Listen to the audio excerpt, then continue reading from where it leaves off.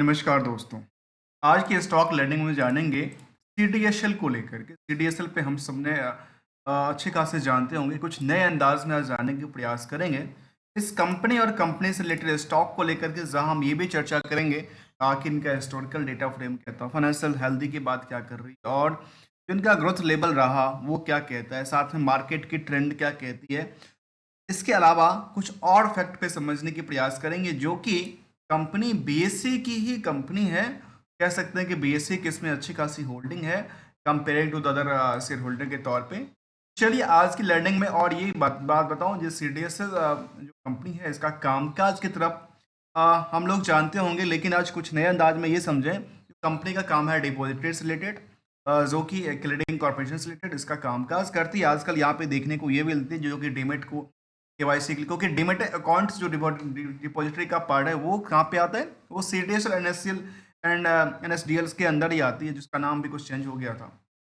चलिए थोड़ा सा पार्ट समझने के प्रयास करेंगे एनएसडीएल को लेकर के, स्टॉक मार्केट की पोटेंशियल को लेकर के, जहां पे ये भी देखा गया कंपनी पिछले 5 सालों में करीब 1300% से ज़्यादा की उछाल बनाती हुई नजर आती है। तो क्या लगता है अभी की सिचुएशन में और भी लगातार इनमें डेवलपमेंट हो सकती है या कुछ और आंकड़ा देती है? चलिए समझते हुए समझने के प्रयास करते हैं कंपनी को। जहाँ बुक वैल्यू कहता है करीब 70 के आसपास, इंट्रेंसिक वैल्यू कहता है काफ़ी अट्रैक्टिव, मतलब इसके अकॉर्डिंग देखा जाए तो 9 टाइम्स मान सकते हैं के पास इंटरेस्ट। कंपनी में समझ में आती जो बाकी जो कंपनियां हैं, ये खास करके इनको कंपेयर करने, दो कंपनी से कंपेयर किया जा सकता है, एक तो सीडीएसएल और एक एनएसडीएल से। और भी कंपनियां इसको लिस्ट में शामिल है जो किस तरह की सर्विस प्रोवाइड करती है, लेकिन इंडिया में दो ही कंपनियां हैं जो कि डिपॉजिटरी और क्लियरिंग कॉर्पोरेशन से डील करती है। जिसमें देखा गया कि इंडस्ट्रियल की बाकी कंपनियों में यहाँ पे यदि 67x का भीड़ खड़ा है, तो यहाँ भी नियर अबाउट 62x का भीड़ खड़ा है। मतलब इसके अकॉर्डिंग देखा जाए इंडस्ट्रियल की बेसिस पे, तभी ये अंडर वैल्यूड की कैटेगरी में आता है। और मार्केट यदि इसके अकॉर्डिंग 10% भी जंप करती है तो मार्केट कहाँ पे जाएगा? कह सकते हैं जो मार्केट इसको, जो हायर टू हायर को उन्होंने टच किया था, उससे आगे निकलने की चाह रखती है। क्या लगता है आने वाले समय में ये 2000 के आसपास की प्राइस हो सकती है?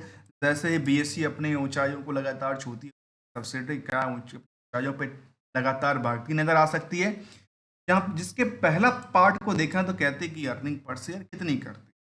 हमारे समझ में आती है कि 10 रुपए की अर्निंग, 10 रुपए के फेस वैल्यू के बेस पे करीब करीब 23 रुपए की अर्निंग कर, आखिर इनके पास करीब करीब ये कह सकते हैं कि अच्छी खासी ग्रो लेवल बनाती है पर शेयर। आर से भी अच्छा है, करीब 40% के आसपास आर की बात करें, 31% के आसपास की यूटिलाइजेशन की बात करती है। प्रोमोटर्स की होल्डिंग जो मैंने कहा कि बीएससी इसमें मेन होल्डर है, जिसका 15% के आसपास होल्डिंग है। डेट्स कंपनी के पास कुछ भी नहीं है, जो कि इनके लिए अच्छी बात है, और करंट रेशियो का भी आंकड़ा देता है। और इन सभी जो नंबर्स हैं इसके क्या करने वाले हैं के प्रति हम केवल और केवल इस पार्ट को समझेंगे कि आखिर रिस्क टू रिकंसिलेशन क्या कहता है, कहाँ से, from the fundamental to technical. तो हम नाम दिया है F2T2 का टेस्ट करने वाले हैं। क्या क्या डेटा निकल के आती है, क्या क्या इम्प्लीमेंट अट्रैक्शन निकल के आती है, जो कि मार्केट को एक क्या दर्शाती है, एक नज़र दर्शाती है। कंपनी के बारे में देखा जाए तो कंपनी कहती है सेंट्रल डिपॉजिटरी सर्विस लिमिटेड, इसका शॉर्ट फॉर्म में सीडीएसएल आता है, जो कि मार्केट इंफ्रास्ट्रक्चर इंस्टीट्यूशंस के कामकाज करती है। Part of the capital market structure providing the service to the all market participant, exchange clearing corporation, depositories participants and the issuers and the investors. It is a facilitated for holding of the securities in the dematization form में। जो आपको डीमेटराइजेशन के लिए company काम काज करती है, जिसमें देखा गया खास करके कोविड के बाद मार्केट में जो डीमेट अकाउंट था उनकी तादाद में काफ़ी ज़्यादा इंक्रीज होती नज़र आती। लोग मार्केट में पैसा लगाने के लिए भर भर के आ रहे हैं। क्योंकि कुछ एग्जांपल लूँ, जैसे कि मार्केट में आप देखते होंगे यदि आईपीओ में कहीं 50 करोड़ का आती है तो मार्केट उनको करीब 10 गुना, 50 गुना, 200 गुना की मार्केट में उनको पैसा मिल जाता है। लेकिन क्या कहना चाहिए, फिलहाल हम चलते हैं सेंट्रल डिपॉजिट, ये समझने के प्रयास करें कि इसकी फिलहाल यहाँ पे ये भी देखा गया कि मार्केट ने थोड़ा सा डिप भी लिया, और डिप का कारण ये होता है जो प्रॉफिट बुकिंग होता है, एक टाइम टू टाइम हमेशा प्रॉफिट बुकिंग होता है। एक टाइम होता है जहाँ पे सब के सब कोई ना कोई बेचता है, कोई ना कोई खरीदता है, तभी तो मार्केट की सेटअप बनती है। और इस मार्केट में फिलहाल क्या जब ट्रेंडिंग की बात किया जाए तो ट्रेंडिंग में जब ज़्यादातर लोग खरीद बेचने के लिए तैयार होते हैं तो कोई ना कोई खरीदने के लिए भी तैयार होता है, तभी तो मार्केट में सस्टेनेबिलिटी बनती है। तो हमने जानने की प्रयासरत कर रहे हैं कंपनी को लेकर के जहाँ पे क्या कहना चाहता है, जहाँ चलते हैं इसकी फंडामेंटल कुछ पार्ट्स को लेकर के जहाँ पे हम समझें। यहाँ पे लेटेस्ट अपडेट ये आया था कंपनी को लेकर के, ये 52 वीक में 132% तक की उछाल उन्होंने बनाई थी पिछले एक साल में। और ट्रेंडिंग की बात करें तो कहती है ट्रेंडिंग इनका लास्ट 2-4 दिनों से नेगेटिव सेंटीमेंट के साथ कामकाज किया था। ये ऐसा अपडेट था न्यूज एनालिसिस के तौर पे। इसकी फंडामेंटल की तरफ देखा जाए तो हमारे समझ में ये आपत्ति है कि जून से लेकर के आज तक की डेटा बेसिस में इनका जो ग्रो लेवल था वो लगातार बढ़ती ही जा रही है। चाहे किसी भी टाइम फ्रेम की बात करें, चाहे कोविड के सिचुएशन की बात भी हम करेंगे आगे चल करके। फिलहाल यहाँ पे देखा जाए तो अभी लास्ट 4-5 क्वार्टर में इनकी अच्छी खासी ग्रोथ था, जिसकी वजह से करीब 65% के आसपास, थोड़ी नेट प्रॉफिट मार्जिन में भी करीब करीब 10% के आसपास बनाती नजर आई है। ईयर एंड ईयर बेसिस में हमने ये समझा कि भले ही कोविड के सिचुएशंस भी था, मैंने कहा नहीं, कोविड के सिचुएशन के बाद भी मार्केट ने अपनी ग्रोथ लेवल को बना के रखी। 20-21 पीरियड याद होगा कोविड का सिचुएशन, लेकिन मार्केट में इनकी ग्रो लेवल में कोई कमी नहीं आई। ये लगातार अपने सेल्स को लेकर के as well as earning per share भी देखा गया तो कंपनी में करीब करीब 51-52% के आसपास उछाल बनाती है। और ये उछाल का सिलसिला ये होता है कि यहाँ से लेकर के यहाँ का आकलन करते हैं, लेकिन इसको यदि यहाँ से लेकर ट्रेंडिंग व्यू देखा जाए तो ट्रेंडिंग व्यू उसके लिए पर्याप्त फीचर्स देख कंपनी में। अब इसी का ट्रेंडिंग व्यू के साथ साथ ये देखा जाए कि हिस्टोरिकल डेटा जो है 21 में करीब 117 करोड़ के आसपास का टर्नओवर हुआ कर था, वो 260 करोड़ के आसपास पहुंचने वाली है। और जो प्रॉफिट पे 64 करोड़ था वो उससे डबल से ज़्यादा हो गई, 134 करोड़ को पार करती हुई नजर आ रही है। ईयर ऑन ईयर बेसिस में समझ में आ रही कंपनी के पास जो ग्रो लेवल था वो लगातार 1000 करोड़ के आसपास की आसार पे चल रही है टर्नओवर को लेकर के। अब प्रॉफिटेबिलिटी भी देखा गया करीब करीब 500 करोड़ के आसपास बनती है, जहाँ पे अदर सोर्स ऑफ इनकम भी करीब करीब 100 करोड़ के आसपास करता है। और इनका पास नेट प्रॉफिट मार्जिन अच्छी खासी ग्रो करती है comparison to the previous data. कुछ पार्ट को यदि समझने के प्रयास करेंगे, उसमें बैलेंस शीट की उन पार्टों को देखा जाए तो कंपनी के पास कोई भी बोरिंग्स वाली पोर्शन नहीं है। और ये कह सकते हैं कि almost company debts free company के तौर पे है। और इतना ही नहीं, यदि इसका ये भी पार्ट देखा जाए क्या इनके पास कुछ उधार का फैक्टर भी होता है, तो उसका भी हम एक नंबर चर्चा करते हैं। जो कहते हैं पास 30 दिन में पैसा आता है, 30 दिन के पैसे के हिसाब किताब में देखा जाए तो कंपनी के पास करीब 67 करोड़ का मार्केट में उधार भी रहता है। इसके लिए हमने कहा कि R2R करेंगे। उसमें R2R के अंदर जो फीचर्स है ना, वो बैलेंस शीट को पीएल से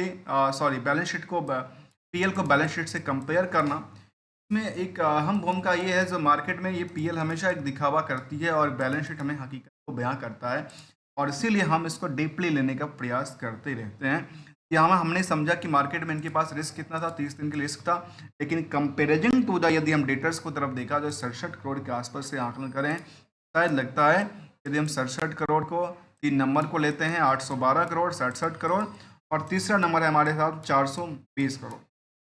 इन तीनों नंबर में क्या समझ में आती है, यदि मार्केट में इनका कुछ 5%, 10%, 20% डेटर जो है बैड डेट्स भी कन्वर्ट होता है, तो शायद इनके लिए यहाँ पे नहीं बनती है, क्योंकि इनके पास ऑलमोस्ट पैसा रिकवर हो चुका है।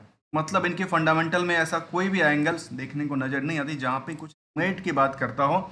और इसका मेन प्रमोटर बीएसई है, और बीएसई का पता है ना, बीएसई का कभी ग्रोथ लेवल कम तो होने वाला है नहीं। ऐसा तो है नहीं जो बीएसई बंद होकर कोई और काम चालू हो जाएगा। बीएसई अपनी लगातार अपनी ग्रो लेवल है, मार्केट लगातार कितनी डीमेट लगातार बढ़ती नजर आती है। और ये आंकड़ा कहते हैं यहाँ पर 15% के आसपास की होल्डिंग कहती है। एफआई और डीआई की भी अच्छी खासी भूमिका है, खास करके डीआई काफ़ी ज़्यादा सपोर्ट करते हैं, चाहे वो पराग पारिक फंड की बात करें या एलआईसीज की बात करें। इसके अलावा जितनी बड़ी बड़ी इंस्टीट्यूशंस हैं जो इंडिया के अंदर, वो सभी के सब यहाँ पे अपने कुछ न कुछ लेके चल रहे हैं। इसके अलावा पब्लिक की भी भूमिका अच्छी खासी है, और पब्लिक की भूमिका में ये देखा गया कंपनी में करीब 46-47% के आसपास की भूमिका रही है। और इन सभी भूमिका में देखा जाए तो मार्केट में डिमांड जो है ना, लगातार न्यू प्लेयर मार्केट में आती नजर आती है, जहाँ पे ये कह सकते हैं करीब करीब 10 लाख के आसपास के निवेशक इस कंपनी में बने हुए हैं। और कुछ बल्क डील की तरफ देखा जाए तो अगस्त में हुआ था, उसके बाद ऐसा कोई डेटा देखने को नज़र नहीं आई है। ये इनके लिए भी कुछ अच्छी ग्रोथ लेवल की बात करती है, जहाँ पे लगातार लोगों में एक इनकी स्टॉक के प्रति डिमांड बनी है, और यहाँ पे कह सकते हैं कि इसके अकॉर्डिंग ये आगे चल करके जहाँ पे फंडामेंटल के हर एक एक्सपर्ट इनको बैक एंड सपोर्ट देती हो, फिर मार्केट वो क्यों पसंद नहीं आएगी, ये वाली बात है। अब इसके साथ देखा जाए बैलेंस शीट के उन फिगरों को देखा जाए तो कहती है कि समय से समय यदि हम ईयर ऑन ईयर बेसिस की चर्चा करें तो हमारे सामने दिखता है कि इनका एसेट्स काफ़ी गुना की बढ़ती नजर आती है, जबकि यहाँ पे एक वीकनेस की बात भी करती है कि इन्होंने लायबिलिटीज को भी काफ़ी बढ़ाया है, लेकिन कंपेरिजन टू इनके पास असेट्स अभी भी बढ़ने के बाद भी देखने को मिलता है। और पूरे के पूरे हिस्टोरिकल टाइम फ्रेम की बात करें तो कंपनी के पास जो सेल्स का आंकड़ा रहा है, वो सेल्स का आंकड़ा लगातार इनके पास ग्रोइंग्स कैटेगरी के अंदर फिल करती है।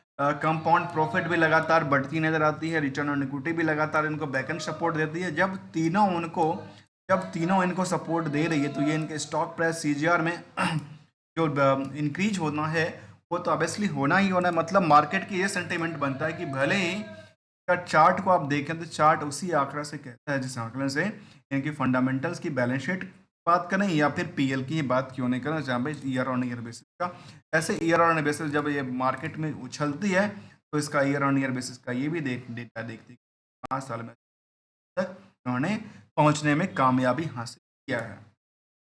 इसके अलावा की बात करूँ तो कंपनी में हमारे सामने इनकल के लेटेस्ट अपडेट में निकल के आती है कि अभी फिलहाल कोई ऐसा डिपॉजिटरी सर्विस को लेकर के कोई ट्रेडिंग विंडो का बात किया था, और वो अक्सर रिजल्ट को लेकर के अपडेट आती रहती है। फिर उन्होंने अपने डिस्क्लोजर और अपडेट देते रहते हैं कंपनी, जहाँ पे उन्होंने अपनी अपडेट्स भी अपडेट करती रहती है। इसके अलावा कंपनी ने पीपीटी भी शामिल किया है, और वो पीपीटी पे नज़र हम डालेंगे शायद उसमें कस्टमर बेस कुछ अलग इफेक्ट निकल के आएगा। कंपनी 25 साल पुरानी हो गई है, कहते हैं एम्पावरिंग से 25 साल का एक्सपीरियंस हो गया कंपनी को। और ये भी उन्होंने ये इनका हाइलाइट्स की बात करें, देखिए अट्रैक्टिव हाइलाइट की बात करें जहाँ पे कंपनी ने अपनी प्रॉफिट दर को दिखाया कि हमारे पास ये प्रॉफिट दर है कहाँ तक, पूरे के पूरे हिस्टोरिकल चेन में। चाहे ईबिटा की बात करें, ईबिटा लगातार बढ़ती है। चाहे हम अदर फैक्ट की तरफ देखा जाए तो ये कहती है नेट प्रॉफिट भी लगातार इनके पास क्या हो रही है, लगातार इंक्रीज करती है। सामने इनके पास ईपीएस भी लगातार बढ़ती ही नजर आती है, ये इनका आंकड़ा देती है। प्रेजेंटेशन भी काफ़ी अच्छा है। कंपनी कहती है कि हमारे पास इंश्योरेंस डिपॉजिटरी लिमिटेड्स भी हैं, इनके पास सब्सिडी भी है और होल्डिंग ऑन काम CDSL वेंचर्स लिमिटेड भी हैं जो कि 100% होल्डिंग की इनकी होल्डिंग है। इसके अलावा कहते हैं कि CDSL कमोडिटीज रिपोजिटरीज लिमिटेड भी है जिसमें कमोडिटीज जो बोलती है अकाउंट, उनके लिए भी इनका कामकाज है। और इन्होंने अपने ट्रेंडिंग बात कहा जो हमारे पास 1999 से लेकर के आज तक का ग्रोथ है, 25 साल में हमने करीब करीब 12 साढ़े 12 करोड़ डीमेट अकाउंट हमने खोला है। ये ऐसा डेटा देती है। सोचिए लगातार इनकी जो डीमेट अकाउंट है उनमें लगातार ग्रो लेवल ही बनती नजर आती है, जहाँ पे BSE लिमिटेड 15% होल्डिंग, पराग फंड एनालिसिस की 4%, निपॉन लैब के ICICI प्रोडेंशियल की करीब 1-1.5% के आसपास होल्डिंग रहती है। इसके अलावा कहती है इंस्टीट्यूशनल और रिटेल में कहती है रिटेल में करीब 40% की होल्डिंग बनती है, और इन्होंने अपने डेटा को शामिल कर नजर आई है, जहाँ पे ग्रोइंग फील्ड लगातार इनकी बढ़ती हुई नजर आती है। हमने इसका पार्ट थोड़ा सा समझने का प्रयास किया। यदि पीयर्स में कंपेयर करके देखें तो पीयर्स में इनके पास BSE खुद का आता है, CDSL आता है, मल्टी कमोडिटी एक्सचेंज आता है जिसको MCX कहते हैं, जहाँ पे क्या बिकती है, मेटल्स वाली चीज़ें बिकती है। इसके अलावा देखा जाए इनके एनालिसिस पार्ट में, एनालिसिस पार्ट में हमारे सामने कुछ बहुत सारी चीज़ ऐसे हैं जो इनको बैक एंड फंडामेंटल सपोर्ट दे रहे हैं, जहाँ पे जैसे कि डेट्स रिड्यूसिंग डेट्स की बात करते हैं, एक्सपेक्टेड गुड क्वार्टर की बात करें, good profit year on year की बात करें, ROC की बात कर रही है, और company has a maintain the healthy dividend भी देती है कंपनी। इसके अलावा कहती है कि mention the grow level in the last 10 साल में अच्छा खासा ग्रो था। और कुछ पार्ट को लेकर कहती है कि यहाँ पे प्रमोटर्स की होल्डिंग लगातार कुछ कम हुई है, जहाँ पे 15% के आसपास रहेगी, और फिलहाल प्राइस टू बुक वैल्यू 10-20 गुने के पास कंपनी का कामकाज करती हुई नजर आती है। चाहे हम 1 साल के चार्ट को देखें या पिछले 6 महीने के चार्ट को देखें, इसमें लगातार एक ऊंचाइयों को टच किया, और कुछ सेंटीमेंट की तरफ देखा जाए तो मार्केट में बिकवाली भी देखने को मिलता है और खरीदारी भी अक्सर देखने को। फिलहाल कुछ 3-4 ट्रेडिंग सेशन से थोड़ा सा इसमें पैनिक ये बना कि मार्केट की ट्रेंडिंग ये बनती है कि जब भी कुछ ट्रेंडिंग बनता है, ट्रेंडिंग के बेसिस पे ही लोग उसको खरीदने और बेचने के लिए आ जाते हैं। और ये कुछ आंकड़ा कहती है कंपनी को लेकर के, जहां हमने मैक्सिमम टाइम फ्रेम की बात करें तो कंपनी में करीब 1000% के आसपास हाल बनाती हुई और ग्रोइंग फील्ड के अंदर निकल के आती है। हमने समझने का प्रयास किया CDSL शेयर को लेकर के।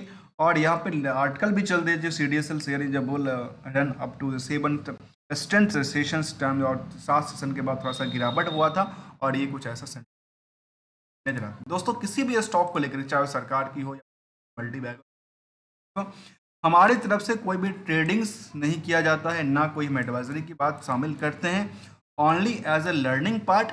यदि उनमें कुछ वैल्यू एडिशन मिलता है तो हमारे चैनल पे आप सब्सक्राइब कर सकते हैं। बेटर लर्निंग अवेयरनेस और एजुकेशन सपोर्ट करने के लिए हमारे चैनल को ज्वाइन करके कर सकते हैं। मिलते हैं कुछ नई स्टडी के साथ, नई कंपनी के साथ, तब तक के लिए thank you so much for joining hair.